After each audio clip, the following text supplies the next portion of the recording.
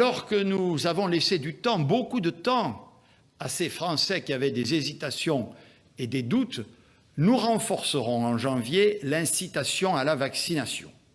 Parce qu'il n'est pas admissible que le refus de quelques millions de Français de se faire vacciner mette en risque la vie de tout un pays et entame le quotidien d'une immense majorité de Français qui a joué le jeu.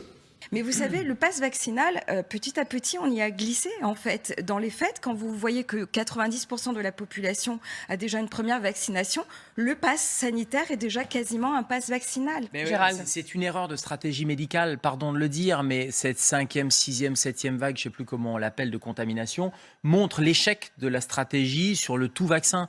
On a pensé il y a quelques mois qu'on vaccinait tout le monde, il y avait le pass sanitaire et qu'on pouvait vaquer à ses occupations et qu'il n'y aurait pas de nouvelles vagues. On voit bien que ça n'a pas été le cas. Donc encore une fois, il faudrait remettre en cause médicalement, scientifiquement cette stratégie du tout vaccinal pour plus le cibler sur les gens à risque.